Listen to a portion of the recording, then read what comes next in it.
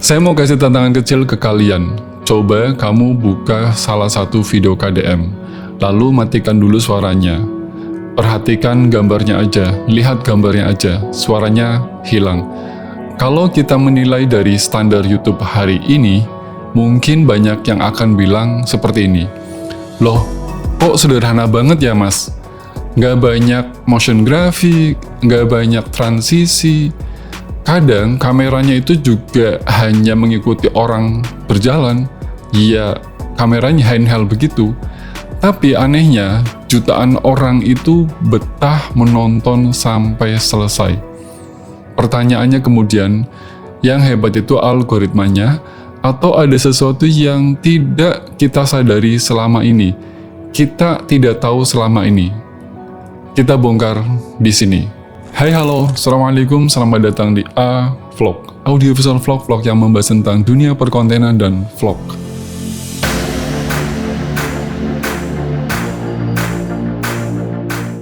Teman-teman, saya sering melihat kreator itu sibuk meningkatkan kualitas produksi.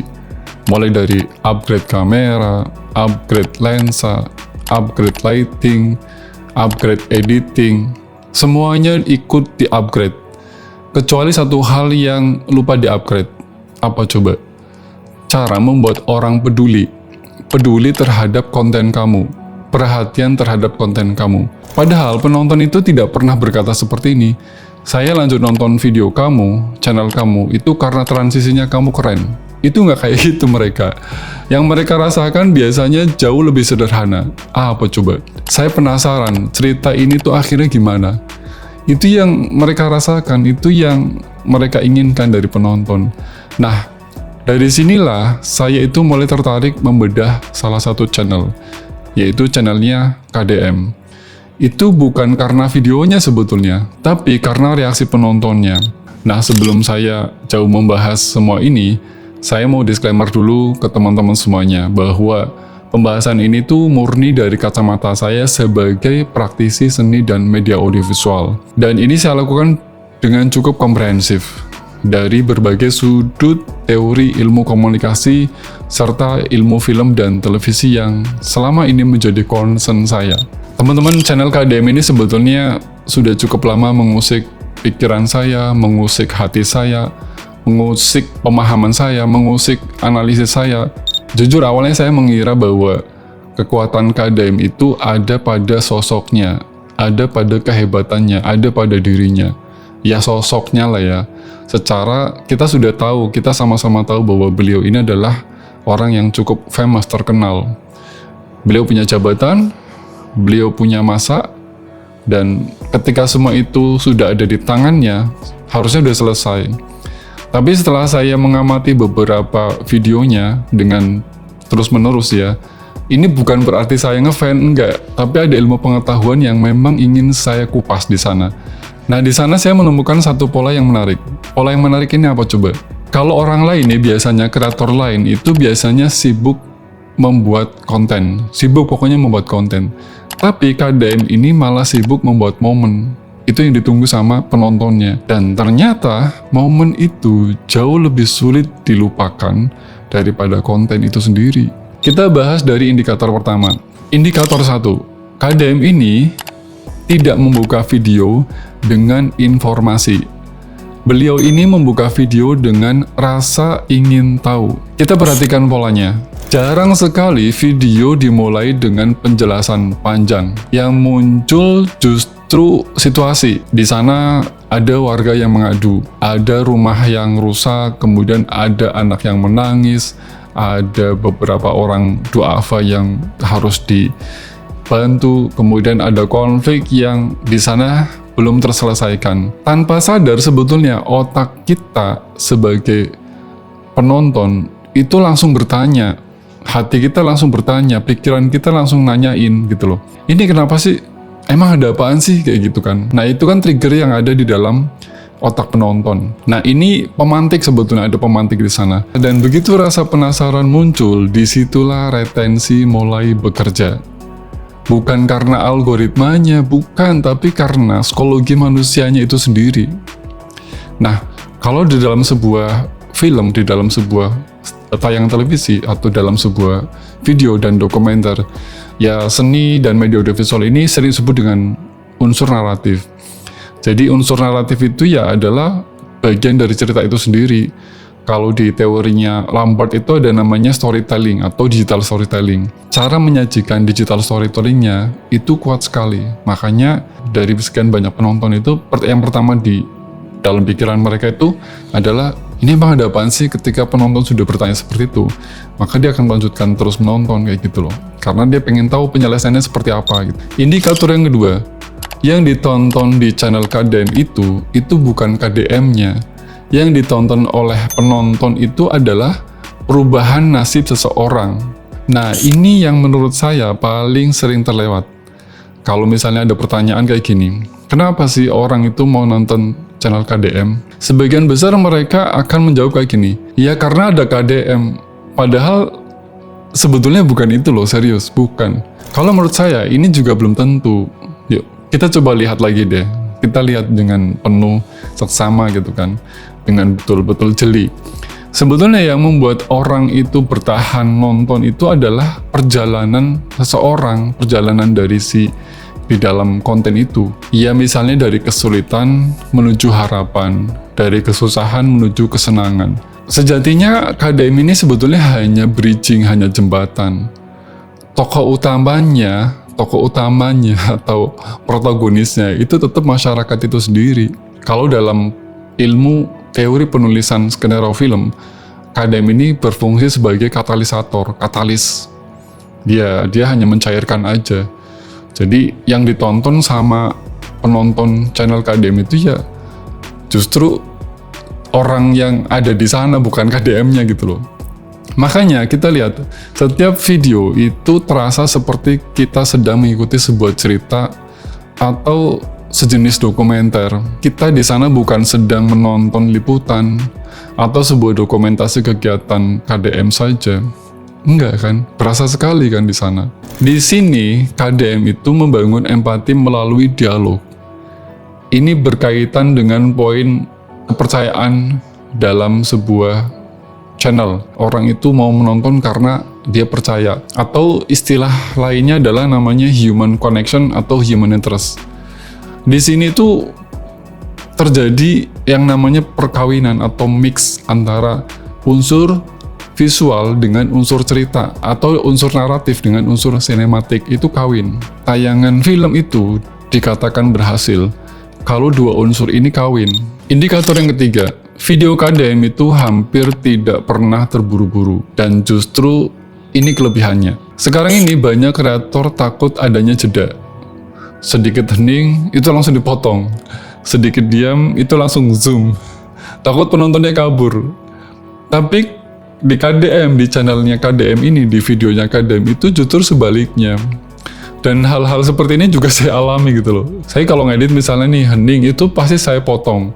Kalau misalnya saya diam, itu gimana caranya supaya penonton terus tertarik, maka saya zoom gitu kan. Tapi di KDM itu sebaliknya tadi. Beliau ini berani membiarkan percakapan berlangsung begitu saja. Terus dengan sering menggunakan kamera handheld atau shaking atau goyang. Jadi kamera handheld itu kamera dipegang. Dan kalau dalam ilmu film itu yang sering disebut dengan cinema verite. Dan itu membuat orang itu malah kayak mengikuti sebuah cerita karena merasa bahwa itu seperti point of view-nya si penonton itu sendiri. Dan itu luar biasa menurut saya. Kalau dikaji lebih dalam, ini luar biasa. Kadang justru ya KDM di sana membiarkan orang selesai bicara, ngomong dulu kan, walaupun ngomong yang panjang, tapi dibiarin aja. Terus kadang itu ya kameranya semua diem gitu, udah biarin aja. Kadang KDM itu membiarkan orang selesai bicara dulu dengan kamera yang statis diem aja gitu kan. Karena misalnya kalau teman-teman menjadi seorang content creator, itu kelihatannya kan kalau ditonton itu jenuh ya. Aneh nggak sih? Di era yang serba cepat ini, tapi justru konten yang berani pelan itu jauh terasa lebih hidup, jauh terasa lebih nyata. Itu yang terjadi di kontennya KDM. Karena kan kayak gini, hidup itu tidak selalu harus dipenuhi dengan transisi dan back sound. Ya kita aja yang selalu mendramatisir semua itu dengan back sound, dengan transisi, ya nggak sih? Nah, penggunaan kamera handheld, kemudian point of view, kemudian penggunaan kamera live action, itu kalau dalam sebuah ilmu teori film, ini yang sering disebut dengan teori kamera observasional atau cinema verite. Nah, lawan dari cinema verite ini adalah direct cinema. Kalau cinema verite muncul di Prancis, direct cinema itu munculnya di Amerika. Indikator yang keempat ini KDM tidak membangun penonton. Beliau ini sebetulnya membangun kebiasaan emosional atau habit. Coba kita pikirkan, kenapa di channelnya KDM itu banyak sekali orang yang selalu ingin kembali? Kenapa coba? Itu bukan karena mereka tahu topik videonya, enggak. Tapi karena mereka tahu bahwa pengalaman perasaan yang akan mereka dapatkan itu yang sebetulnya ditunggu oleh penontonnya. Mungkin di sana dia pengalaman perasaan itu ya berupa, mungkin dia haru, mungkin dia lega, plong, mungkin dia marah, mungkin dia merasa tersentuh, ya kan?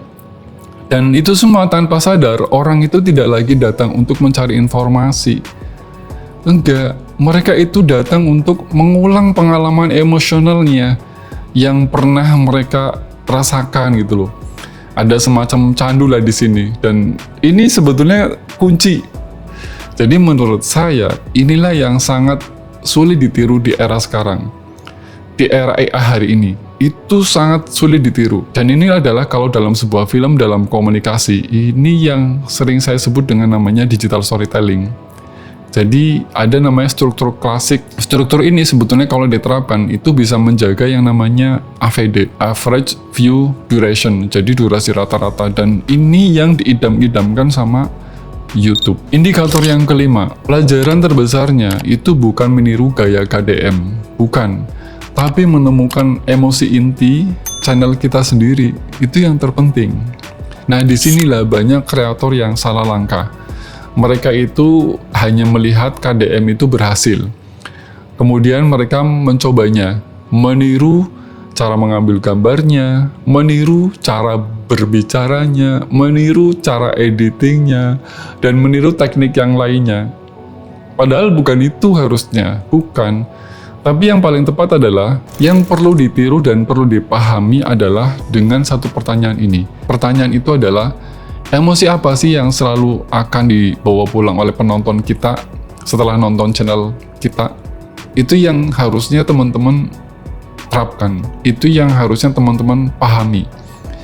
Jadi, kalau teman-teman bisa menerapkan ini, maka penonton itu ya akan kembali lagi dan kembali lagi. Kalau misalnya penonton ini selesai dari nonton lah ya, lalu tidak merasakan apa-apa, lalu kosong begitu saja, maka sebetulnya secanggih apapun efek dari editing kamu, secanggih apapun sound yang kamu berikan, secanggih apapun visual effect yang kamu berikan, video itu tidak membuat mereka itu membekas gitu loh. Jadi mereka lupa begitu aja, kosong gitu loh.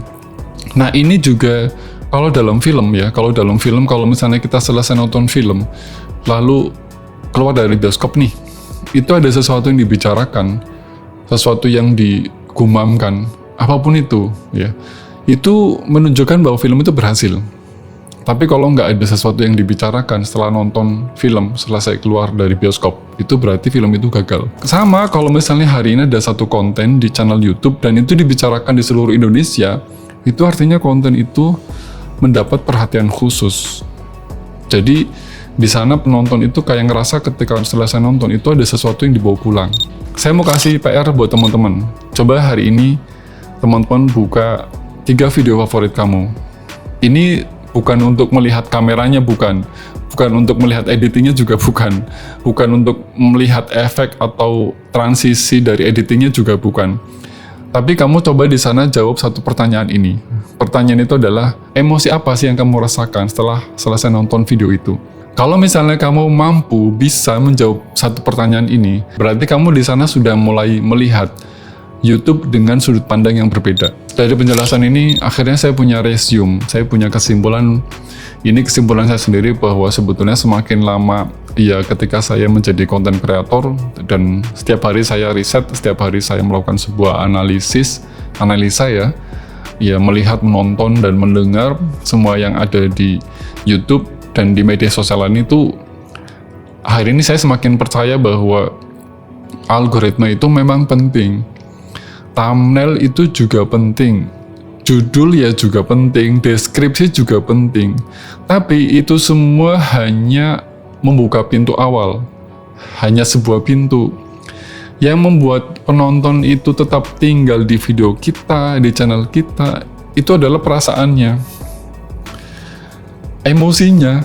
Karena sebetulnya manusia itu mungkin akan lupa resolusi dari video itu. Dia nggak penting. Dia akan lupa jenis kameranya, dia akan lupa efek transisinya, dia akan lupa gaya editingnya, dia lupa. Tapi manusia itu hampir selalu ingat bagaimana sebuah cerita itu membuat mereka merasakan sesuatu, merasakan something.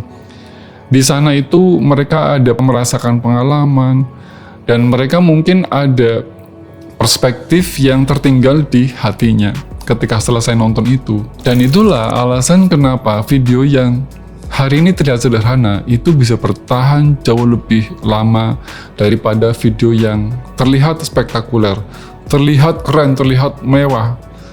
Itulah yang ada di kontennya KDM. Jadi kalau misalnya kamu setelah menonton video ini, terus kamu langsung berpikir, berarti saya nanti harus bikin video seperti KDM dong. Enggak gitu, bukan itu. Bukan itu kesimpulannya. No, bukan. Dan bukan juga formatnya yang harus kamu pelajari, enggak. Atau misalnya jenis kameranya, angle-nya, enggak. Atau misalnya gaya editingnya juga tidak, apalagi mungkin soundnya. Dan terus terang bukan itu semua, bukan. Tapi satu pertanyaan sederhana, kenapa jutaan orang rela menghabiskan waktunya hanya untuk menonton satu cerita yang kelihatannya itu biasa aja? Karena ternyata yang dicari manusia itu bukan selalu tontonan yang paling mewah, paling wah, paling keren, paling spektakuler. Enggak. Malahan sebetulnya yang mereka cari itu hanyalah cerita yang terasa benar atau apa adanya, terasa relate dengan dirinya. Ya intinya autentik lah ya. Dan disitulah pelajaran terbesar yang bisa kita ambil dari channel KDM. Bukan tentang algoritma, bukan tentang teknik yang lain tadi yang saya sebutkan, tetapi tentang cipta, tentang rasa, dan tentang karsa manusia. Kalau menurut kamu, satu hal apa yang membuat orang selalu kembali menonton sebuah channel? Tulis pendapatmu di kolom komentar. Kita sharing di sana, dan akan saya jawab satu persatu. Kalau kamu suka video ini, kamu bisa like, kamu bisa share ke teman-teman kamu yang memerlukan informasi ini. Dan jangan lupa untuk subscribe supaya tidak ketinggalan dengan informasi, tips, dan trik yang sering saya sampaikan di vlog ini. Satu hal pesan saya, dan pesan ini saya sering ulang-ulang. Kalau kamu bukan siapa-siapa, ngontenlah. Supaya orang tahu siapa yang sebenarnya kamu. Siapa orang tahu siapa yang sesungguhnya kamu. Terima kasih, semoga bermanfaat. Dan salam vlog.